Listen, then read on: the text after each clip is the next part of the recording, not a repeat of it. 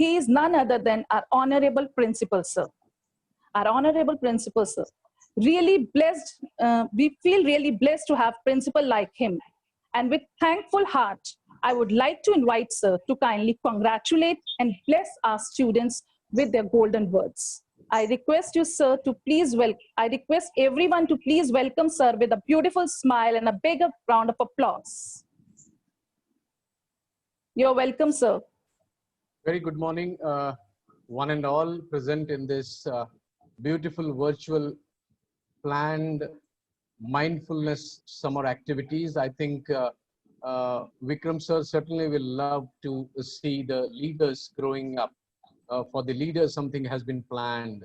The leaders putting up their best effort to become the leaders of this particular country. So on behalf of the Doon Public School fraternity family, I cordially and respectfully welcome Vikram Dev Dograji in this today's event as the chief guest. Sir, मेरा नमस्कार और मेरे परिवार की तरफ से आपको बहुत निमंत्रण, आपको स्वागत मेरे परिवार की तरफ से. Basically, lifelong learning with mindfulness. It is exclusively planned to bring up these hidden talents which are available in our children, and it is a unique one. And I will inform sir that it starts. It will be starting early morning from 6 o'clock from meditation, yoga till the evening with different type of breaks. We have a lot of activities. We have a lot of workshops. We have a lot of competitions. We have movie shows. Lots of fun planned activities has been planned by very eminent and expert teachers of this particular family. So lifelong learning with mindfulness is a particular topic which everyone will love. And I, on behalf of my entire team, welcome you, sir, first of all, on behalf of my team. We have, I'll also welcome our esteemed directors of the schools, invitees, guests, parents, teachers, and all my lovely participants, my students, those who are witnessing this inaugural program. We could not have pulled off this skill-based event without the hard work and dedication of our school staff, those who are working tirelessly and they have planned meticulously this virtual summer camp in a very perfect way. I think each one of the students, those who are involved in this, they will enjoy the day. Dear friends, it's a privilege to have a person like Vikram sir today, and I can tell you, you will not get anyone better than this, and we could not have got a person better than them. Doon Public School is a CBSE affiliated school, and it has started 4 years back, and this school has touched the heart of people, touched the heart of the parents, and this school combines, we have a lot of educational practices powered with philosophy of education, which truly is needed to groom these 21st century learners. So we are blended with a lot of curricular, co-curricular, other activities by which the education world, the India ranking has honored Doon Public School continuously the last 2 years as the #1 school of the city. So this is a privilege to contribute to the society. I think the teachers are playing a wonderful role in creating, you can say, sir, happy society or creating happy children among the children, those who are studying in this institution.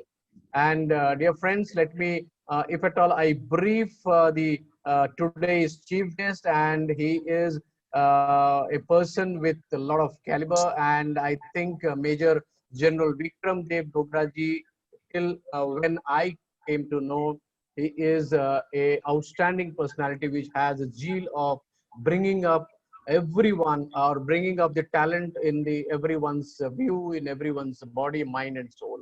So Major General Vikram Dev Dograji, AVSM, is the recipient of the Sword of Honor for being the best all-round passing out cadet and a gold medalist for passing out first in the order of merit. Dear friends, I think when you listen someone, students, you listen someone that someone is a gold medalist, how happy we are.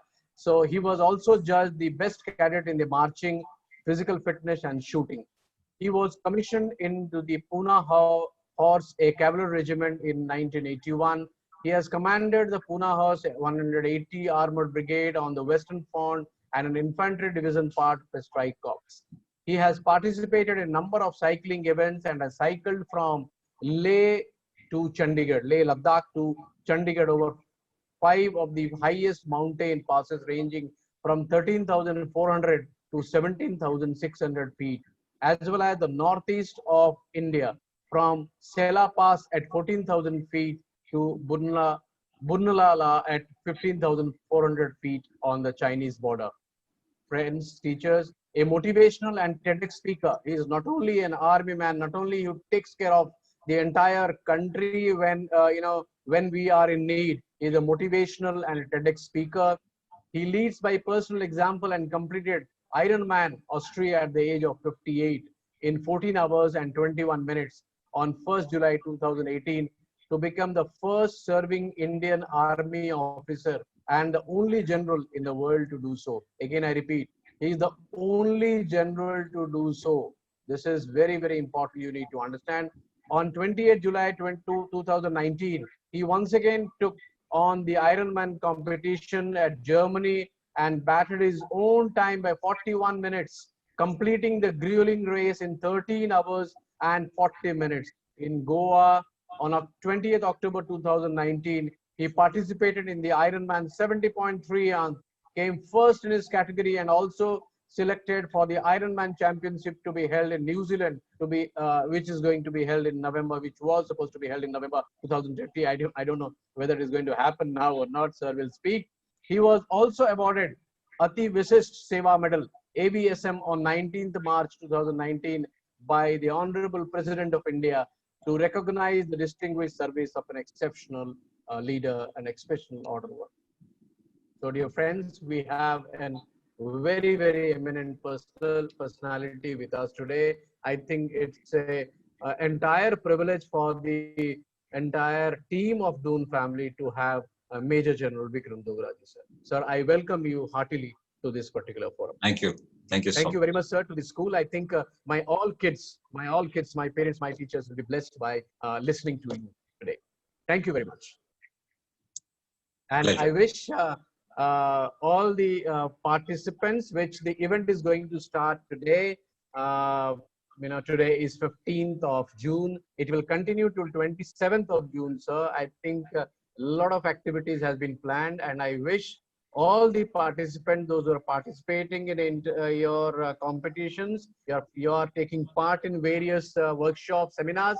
I wish that you all flourish, you do well in all these competitions. Let this mindfulness workshop gives you a lot of courage to become a healthy and a wealthy citizen of this country. Thank you very much, all of you.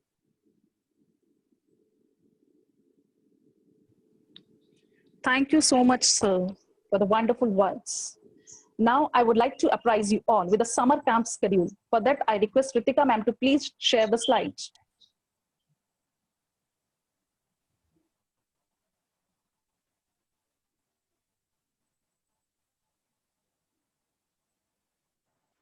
Dear students, here you can see the schedule of summer camp.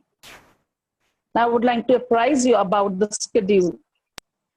Wake up time is 5 o'clock. You all are requested to wake up at 5 o'clock in the morning, freshen up, brush your teeth, do necessary work, and then get ready for yoga and meditation session, which will start by 6 to 6:40. Then you'll be having a time. For the breakfast, that is from 7:05 to 8:50.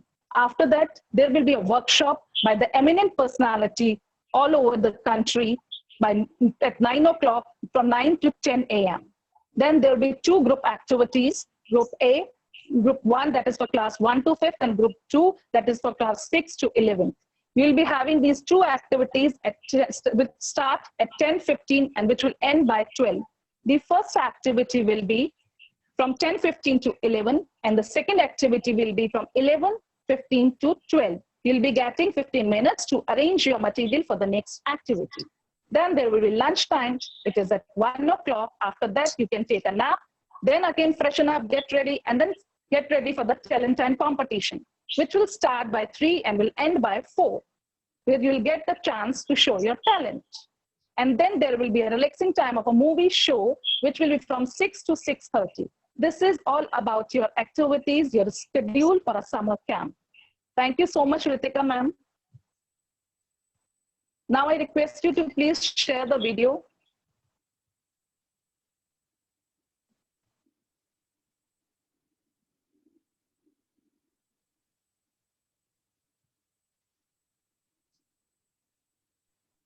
Before we invite our chief guest to speak, a small video prepared by the teachers.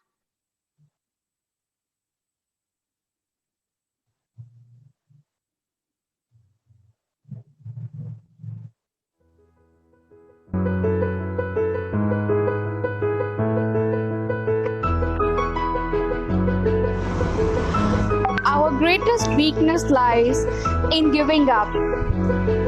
The most certain way to succeed is always to try just one more time. Respected everyone, here this motivation comes from the Honorable Chief Guest of the Day, Major General Shri Vikram Dev Dogra Sir. AVSM is the recipient of the Sword of Honor for being the best all-round passing out cadet and a gold medalist for passing out first in the order of merit. He was also adjudged the best cadet in marching, physical fitness and shooting. He was commissioned into the Pune Horse, a cavalry regiment in 1981. He has commanded the Pune Horse 180 Armored Brigade on the Western Front and an infantry division part of a strike corps. He has participated in a number of cycling events and has cycled from Leh to Chandigarh over 5 of the highest mountain passes ranking from 13,400 to 17,600 feet, as well as in the northeast of India from Sela Pass at 14,000 feet to Bumlala at 15,400 feet on the Chinese border. A motivational and TEDx speaker, he leads by personal example and completed Ironman Austria at the age of 58 in 14 hours and 21 minutes on 1st July 2018 to become the first serving Indian Army officer and the only journal in the world to do so. On 28 July 2019, he once again took on the Ironman competition at Germany and bettered his own time by 41 minutes, completing the grueling race in 13 hours and 40 minutes. In Goa, on 20th October 2019, he participated in the Ironman 70.3 hours, came first in his category, and also was selected for the Ironman Championship to be held in New Zealand in November 2020. And he was awarded by Ati Vashish Seva Medal AVSM by the President of India on 19th March 2019 to recognize distinguished service of an exceptional order. Respected Sir, we all welcome you to the virtual desk of Doon Public School, Hathras. Thank you. Thank you so much. What an inspiring video. Now, it's my honor to invite very inspiring personality, Major General Vikram Dev Dogra ji, the chief guest of today's program on the desk, to kindly say a few words and officially inaugurate the virtual mindfulness summer camp. Over to you, sir. Thank you so much. I invite, sir.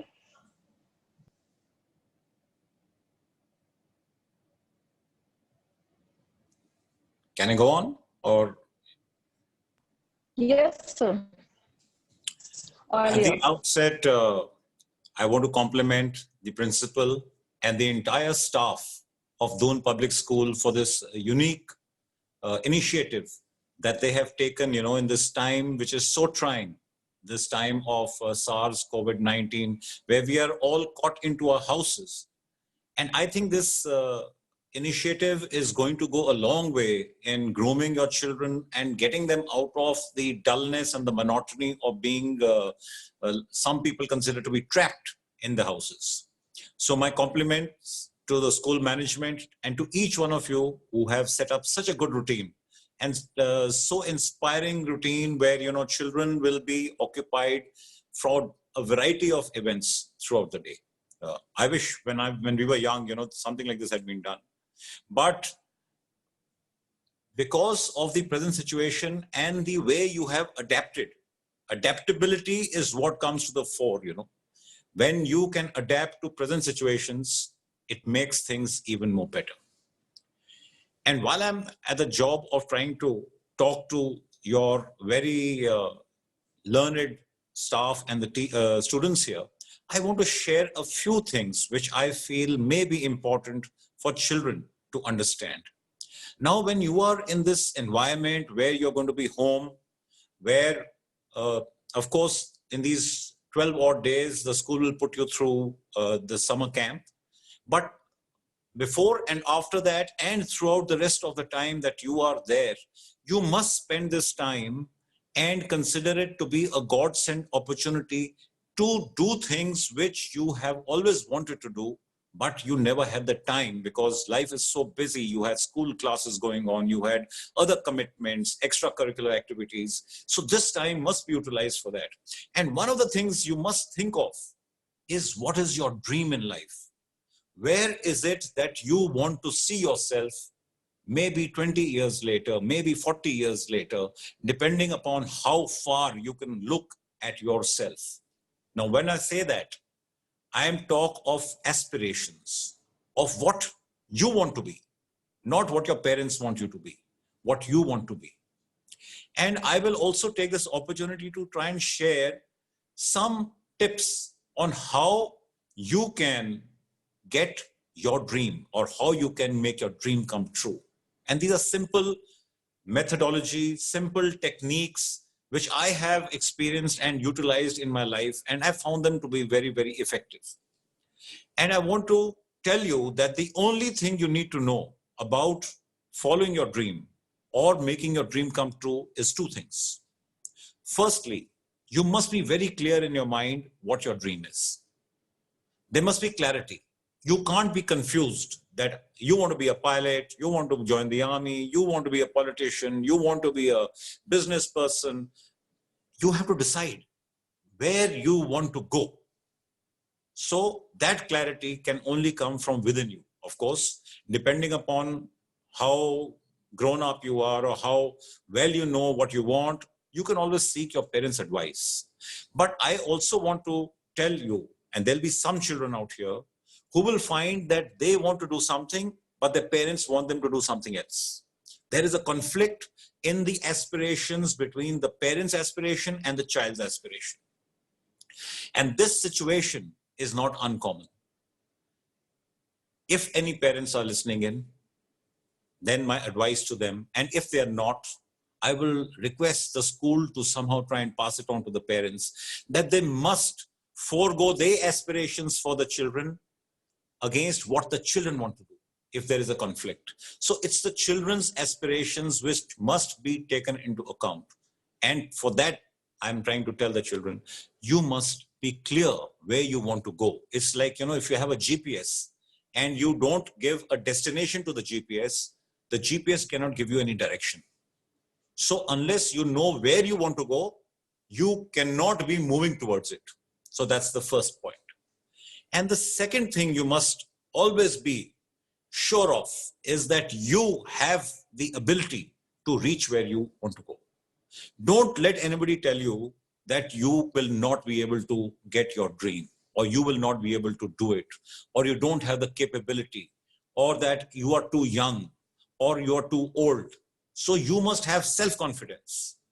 So two things only, where you want to go and self-confidence in yourself that you will get it. These two attributes will see you through wherever you want to go. And now, when you have decided where you want to go, you must make a clear picture. This is my dream. I want to, for example, I want to be a politician. So you write it down in your diary. I want to be a politician. And if there is any politician, and politician is only an example, you could be wanting to be an army man, you could be wanting to be a pilot or whatever else. So you note down whatever your dream is, and if there is somebody like whom you want to be, whom you idolize, you post that person's photograph also in your diary. And every morning, you must get up and look at your dream. And you must look at the photograph of the person like whom you want to be. And how does this work? I'll give you an example. When you want to buy a car for your family, so the family sits down, does a market survey, you look at a number of cars which are available in the market, and then you decide, okay, this is the car we want to buy. And you go and buy that car. Now, what happens after that? When you're traveling in that car, suddenly when you're looking around on the roads, you find that almost every fourth or fifth car is of the same model. How did that happen? It's not as if suddenly because you bought that car, everybody bought that car. No, those cars were always there. It's just that you never looked at them. And why didn't you look at them?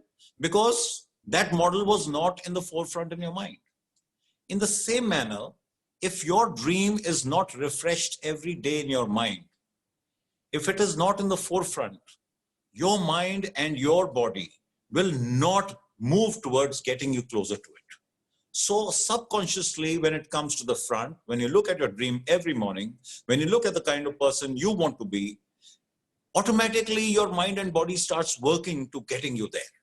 So it will help you move forward. Now, having done that, the next thing that I would like you to do is that, since a dream is not something small, we are looking at your becoming something. You could have a dream also to come first in your class, but then that is a very, very small dream and it can happen within this class. But whatever be your dream, there will be a finite time to reach it. Even if it is to come first in your class, it will be the academic year. So maybe 1 year time is required. If you're going to, do well in your boards, you may right now be in your 8th, 9th, 10th, wherever you are. I don't know what classes I'm addressing right now, but there will be a finite time to reach that dream. This finite time needs to be divided into smaller parts. So the big dream, whatever it is, needs to be made into smaller goals, which are achievable, and you set a timeline. Like you make like you make a timetable for studying for an examination. Okay, the final exams are coming. I have got 2 months left. I will spend 1 week to do this, 2 weeks on this subject, 3 weeks on this subject, so much time on this. You make a timetable. So these are small goals and you put timelines to it, that in 1 week, I will do mathematics. In next 1 week, I will do English, whatever. Similarly, you divide your dream into smaller goals and give it a timeline. You must fix the timeline which is realistic. Don't put unrealistic timeline. So if something in your mind is going to take you, say, a month to achieve, whatever you're heading to, 1 month, you must give time for slippage. And what do I mean by slippage? There will be days when you don't want to, or you don't feel like getting up and working towards your dream. Say it's an academic dream. You want to top your class. Now you have 1 year's time. There will be days you don't want to study. You want to just go and play. You want to relax. Build it in. So give an extra day for that. There will be days when you're feeling low, when your enthusiasm is low, when your morale is down, when there may be something out of your control happening. Guests have landed up. You need to be with them. You can't. So slippage. This is called slippage. So if it was going to take 1 month of your dedicated time, add the slippage time, maybe 2 days, 3 days, 4 days, because it's in your hand to make the timetable. And then say, okay, in 1 month, I will reach here. 2nd month, I will reach here. 3rd month, I will reach here. So you set your timelines and you set your goals. So you break that dream into small goals. Give it timelines. Thereafter, you need to exert positive pressure. Now, what is positive pressure? I'll give you an example. You have a group of friends. If that group of friends is such that all of them are looking at chasing a goal, they are all achievers, they all have aspirations and are working towards it, then the influence that they generate on you, the kind of company that you are in, the influence that that company is generating on you is called positive pressure. Because Everybody is chasing something. Everybody is wanting to be an achiever. Everybody wants to reach somewhere. You are also, in that environment, you're also galvanized. It acts as a catalyst to also propel you to reach there. And if on the contrary, you have friends who are carefree, who are happy with where they are, they have no aspirations, they're contented and say, okay, no, we are here only for a good time. Then when you are part of that kind of a group, there is no positive pressure on you to reach where you want to reach. So it is important to generate positive pressure because that will help you reach where you want to reach. Another technique I want to share in this positive pressure technique is something which I used. Now, say, for example, there is a child out here who says, I'm going to come first in class. Now, I use a technique called public pledging. And what is public pledging? You announce it to people. I'll come first. It's like throwing a challenge. I will come first. Now, when you have announced it, a lot of people will say, "Isse nahi hoga, ye to dumb hai. Ye first nahi aa sakta. Or ya first nahi aa sakti." So, because you have announced it, now, if you don't come first, those same children are going to ridicule you. They'll make fun of you. They'll laugh at you. See, I told you, you can't do it. So that becomes positive pressure for you to work. You will work for your dignity. You will work for your esteem. You will work for your reputation because you announced it. You have told people, I'm going to come first. Now, unless you put in the effort, you can't come first. So coming first is not luck. Coming first is hard work. So therefore, public pledging is another way to exert positive pressure. I tried this technique when I was to do the Ironman, it was brought out in the video. I did Ironman when I was 58. And what is Ironman? Ironman actually is a triathlon of 3 events where you have to first swim 3.8 kilometers. Thereafter, you cycle 180 kilometers. And followed by that, you run 42.2 kilometers. So if you see this entire thing, 3.8 kilometers of swimming, 180 kilometers of cycling, and 42.2 kilometers of running is what you have to do within 17 hours. And if you do it in 17 hours, you're Ironman. And when I took that decision to do Ironman, and I was 58, I was discouraged by a lot of people. That, no, you're too old, you'll get a heart attack, don't do this. So when you have your dream, when you say, I'm going to come first, the people, your peers, will also try and discourage you. 99% of the people around you will discourage you that, no, you can't do it. It's not for you. You'll never come first, or you'll never become a politician, or you'll never achieve your dream. Ignore them. My advice to you is ignore them and go for your dream because it's your dream. So when you are looking at public pledging, I went on social media and announced to people that I'm going to do Ironman. When I was training for Ironman, not because I said the journey is long, I trained for 1.5 years. And there were many days when I was training that I wanted to quit. I said, let me just get out of this because it was painful. Similarly, when you follow your dream, you will have to put in lots of hard work. And when you put in hard work, you are out of your comfort zone. That hard work, you may be feeling, you start feeling like you're trapped. That every day you're studying, every day studying. You may want to quit. Why the hell have I told people I'll come first? I won't come first. I'll come wherever I want to. Let me reduce the amount of studies. But when you do public pledging, it'll stop you from quitting.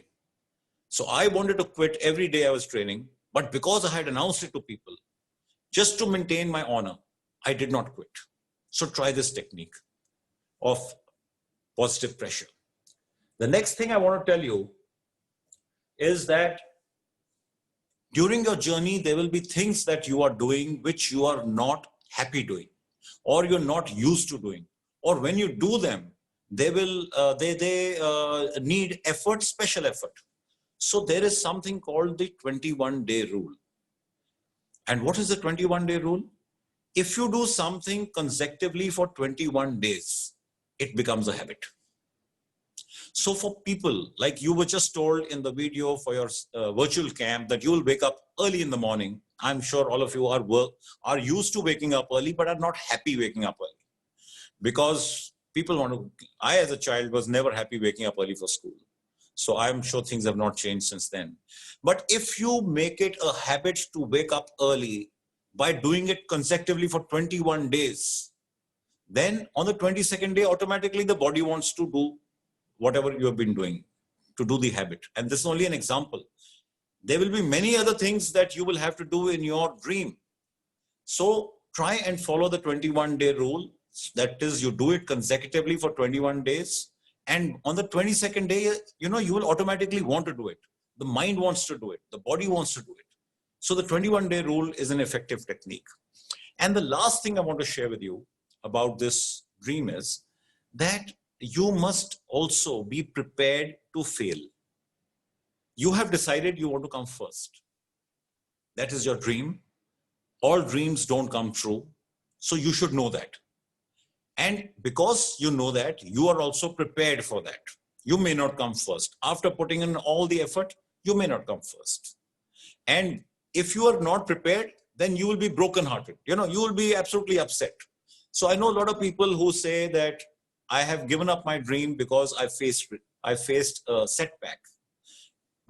Something went wrong and now I have stopped following it.